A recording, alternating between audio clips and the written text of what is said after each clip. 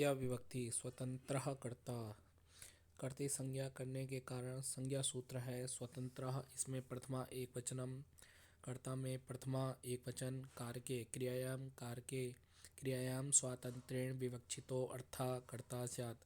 क्रिया की सिद्धि में स्वतंत्रतया मुख्यतया विवक्षित अर्थात कहा जाने वाला कारक कर्तृ संज्ञक हो। साधकतमं करणम। करण संज्ञा करने के कारण संज्ञा सूत्र है साधकतमं प्रथमा एक वचन, करणम प्रथमा एक वचन, कारके क्रिया सिद्धो प्रकृष्टोपकारकम करण संज्ञम स्यात्। क्रिया की सिद्धि में अत्यंत उपकारक कारक करण संज्ञक हो। कर्तृकरणयोः तृतीया। तृतीया विभक्ति का विधान करने के कारण विधि सूत्र है कर्तृकरणयोः। यह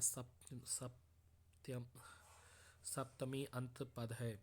प्रथमांत पद, इसमें दो पद है। कर्ता करणं च कर्तृकरणे तयोः कर्तृकरणयोः इतरेतर योग द्वंद्वः। अनभिहिते कर्तृकरणे च तृतीया सा। अनभिहित अनुक्त कर्ता और करण में तृतीय विभक्ति हो। रामेण बाणे हतो बाली। राम के बाण द्वारा बाली मारा गया। रामेण बाणे हतो बाली। यहाँ हनन क्रिया में स्वतंत्रतया विवक्षित होने से स्वतंत्रता कर्ता द्वारा राम करता है।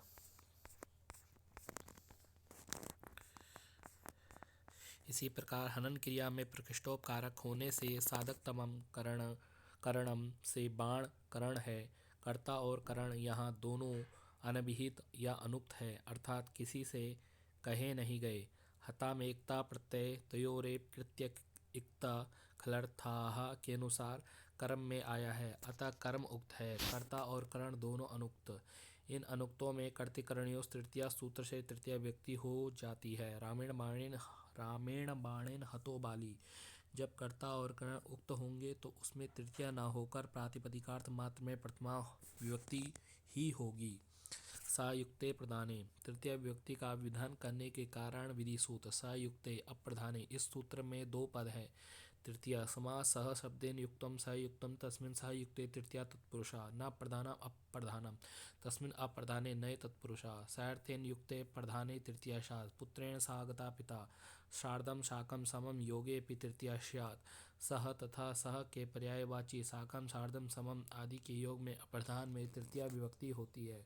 पुत्रेण सह आगतः पिता, पुत्र के साथ पिता आया। येनांग विकारा। तृतीय विभक्ति के विधान के कारण विधि सूत्र येन अंग विकारा।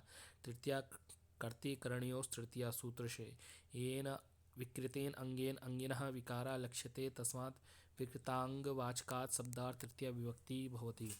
जिस विकृत अंग से अंगी का विकार प्रतीत होता है उस अंगवाचक शब्द से तृतीया विभक्ति होती है। अक्षणा काणा, आंख से काणा। पादेन खंजा, पैर से लंगड़ा। पृष्ठेन कुब्जा, पीठ से कुबड़ा। पाणिना कुणिहि, हाथ से लुंजा। सिरसा खलवाटा, सिर से गंजा। कर्णेन बधिरा, कान से बहरा। इत्थम भूत लक्षणे। तृतीय विभक्ति का विधान करने के कारण विधि सूत्र इत्थम भूत लक्षणे। इस सूत्र में एक पद है। कंचित प्रकारं प्राप्ता इत्थम भूता तस्य लक्षणं तस्मिन् इत्थम भूत लक्षणे षष्ठी तत्पुरुषः तृतीया। कंचित प्रकार विशेषम अर्थात अवस्था विशेषम प्राप्तस्य लक्षणे अर्थात ज्ञापके लक्षणवाचकात् शब्दात् तृतीया विभक्ति ही भवति।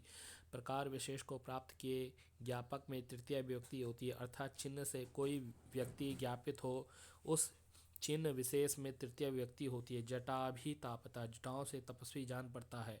इस उदाहरण में तापसत्व का लक्षण ज्ञापक जटा है, अतः इत्थम्भूत लक्षणे सूत्र से जटाभी में तृतीय विभक्ति हुई है। हेतु तृतीय विभक्ति का विधान करने के कारण विधि सूत्र है। इस सूत्र में एक पद है तृतीया। हेतु नाम का कारणम। हेतु द्योत्ये हेतुवाचकात् शब्दात् तृतीय विभक्ति भवति इति। हेतु अर्थात कारण में तृतीया विभक्ति होती है। पुण्येन दिष्टो हरि, पुत्रेण हर्षः, कन्येह शोकः, धनेन कुलम, दंडेन घटा।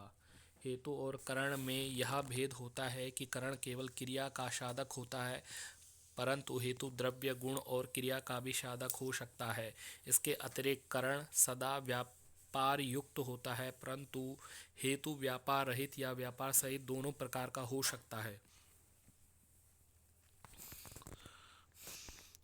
अपवर्गे तृतीया, तृतीय विभक्ति का विधान करने के कारण विधि सूत्र। अपवर्गे तृतीया, इस सूत्र में दो पद है।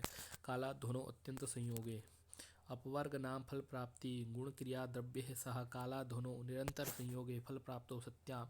कालवाचका शब्दात अध्वावाचका शब्दात च तृतीय विभक्ति होती फल प्राप्ति गम्यमान हो तो अत्यंत संयोग में काल और मार्गवाची शब्दों से तृतीय विभक्ति हो जाती है। कालो धुनो अत्यंत संयोग से द्वितीय का विधान कर चुके हैं, उसका अपवाद सूत्र है माशेनाधीतेनुवाकः।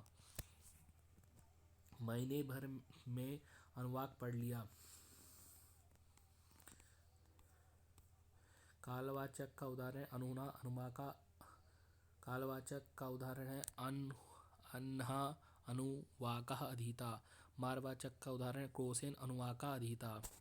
निरंतर संयोग होने पर भी फल प्राप्ति के न होने पर द्वितीय विभक्ति ही होगी। उदाहरण मासम अधीतो नायाता। वार्तिक प्रकृत्यादिभ्य उपसंख्यानम। कात्यायन द्वारा वर्णित यह वार्तिक है। प्रकृत्यादिगण पठित शब्दों से तृतीय विभक्ति हो जाती है। प्रकृत्या चारु स्वभाव से सुंदर है। इस वाक्य में प्रकृति सुंदरता का कारण या साधक कम है, अतः प्रकृत्यादिभ्य उपसंख्यानम। वार्तिक से प्रकृति में तृतीय विभक्ति हुई है। अन्य उदाहरण प्रायण याज्ञिकाई, प्राय यज्ञ करने वाला है। गोत्रेण गार्ग्या, गोत्र से गर्ग गोत्रीय है। समेन एति, सीधा चलता है। विस्मेण एति, टेढ़ा चलता है। सुखेन दुखेन वा याति, सुख पूर्वक जाता है, दुख पूर्वक जाता है। प्रकृत्या दयालु, प्रकृति से दयालु है। स्वभावेन सरलः, स्वभाव से सरल है। सुखेन जीवति, सुख से जीता है। दुखेन जीवति, दुख से जीता है। अर्जुन सरलतया पठति, अर्जुन आसानी से पढ़ लेता है। पृथक बिना नानाभिस्तृत्यन्यतरस्याम्, पृथक बिना नानाभिस्तृत्यन्यतरस्याम्, पृथक बिना नानाभिस्तृत्या अन्यतरस्याम् इति अव्ययपदम्। इस सूत्र में तीन पद है। द्वितीय पंचमी विधि सूत्र। पृथक बिना नाना इत्येते योगे तृतीया स्यात् पंचमी द्वितीय च।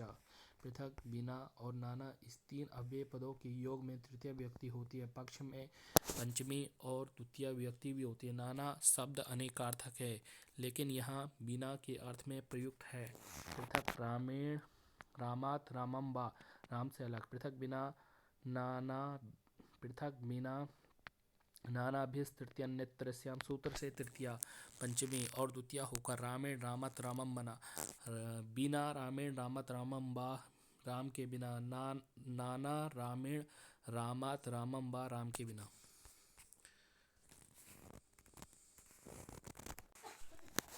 चतुर्थी विभक्ति। कर्मणा यमभिप्रैति संप्रदानम। कर्मणा यम अभिप्रैति संप्रदानम। कर्मणा यम अभिप्रैति क्रियापद संप्रदान। इस सूत्र में 5 पद है। सूत्र में कारके का अधिकार है। दानस्य कर्मणा यम अभिप्रैति संप्रदान संज्ञा स्यात्। दानस्य कर्मणा यम संबंधुम इच्छति सा संप्रदानम भवति। दान क्रिया के कर्म के साथ कर्ता जिसे संबंध या युक्त करना चाहता है उसकी संप्रदान संज्ञा होती है। सम्यक प्रदीयते अस्मै तत् संप्रदानम, जिसे कुछ दिया जाए परंतु उस वस्तु को वापस ना लिया जाए वह संप्रदान होता है।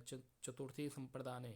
चतुर्थी संप्रदाने, इस सूत्र में 2 पद हैं। अनभिहिते, चतुर्थी विभक्ति का विधान करने के कारण विधि सूत्र।